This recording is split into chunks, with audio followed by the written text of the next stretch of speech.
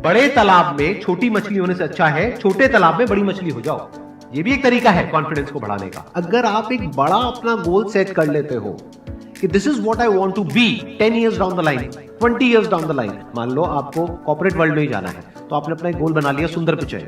अब अगर इतना बड़ा गोल बनाओगे तो अगर वो नहीं भी बने तो कुछ तो अच्छा बन ही जाओगे। बट अगर कोई गोल ही नहीं बनाओगे तो वहां पर आपको बहुत चैलेंजेस नजर आएंगे, वहां पर आप स्टक हो जाओगे, आगे नहीं बढ़ पाओगे। जो भी आपकी नॉलेज का दायरा है और आपके एक्सपीरियंस का दायरा है वो आपका बॉक्स है, उसके बाहर आप चाहेंगे तो नहीं सोच सकते, because thought can not operate outside of knowledge and experience. आपकी जो सक्सेस है ना, that is directly proportional to the knowledge and experience that is there in your brain. अगर आपकी ब्रेन में कोई नॉलेज नहीं है, कोई एक्सपीरियंस नहीं है, तो you are as good as a tomato और अ पोटैटो और an animal.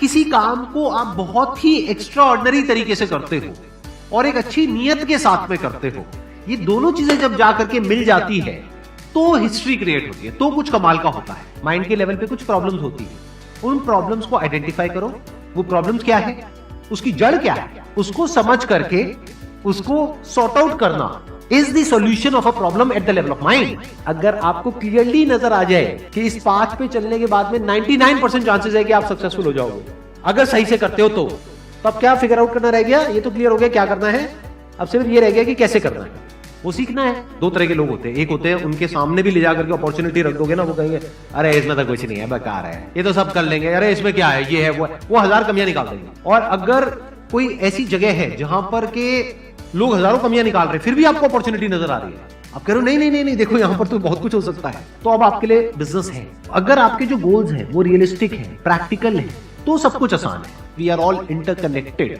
And interdependent.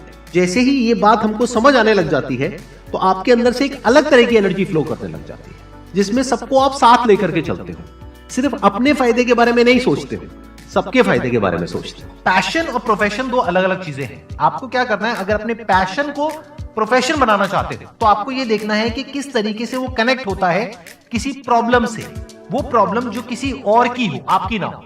Life में अप्स भी आएंगे और डाउन्स भी आएंगे, तो जब डाउन फेज आता है किसी भी इंसान की लाइफ में, तब वो क्या करता है, ये डिसाइड करता है कि लॉन्ग टर्म में वो उस करियर में अपनी छाप छोड़ पाएगा या नहीं छोड़ पाएगा। एक है आपके काम को क्रिटिसाइज करना, एक है आपके बारे में कुछ ऐसा बोलना जिसकी वजह से आपकी सेल्फ एस्टीम हर्ट होती है। There you have to take a stand. Mind जिस तरीके से हमारा सोचता है ना, उसको आप पेपर पे कन्वर्ट करो, पेपर पे लिखो कि जो भी आप करना चाहते हो उसको सेंटर में लिखो, फिर उसकी ब्रांचेस निकलेंगी, फिर उसकी सब ब्रांचेस निकलेंगी।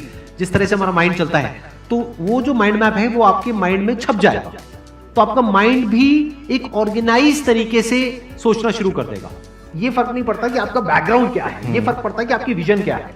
पॉसिबिलिटी माइंडसेट क्या होता है कि कोई भी काम अगर मैं कर रहा हूं, अगर वो नहीं हुआ तो इसका मतलब ये नहीं है कि मैं फेल हो गया, इसका मतलब ये है कि मैं क्रैक नहीं कर पाया। There has to be a way.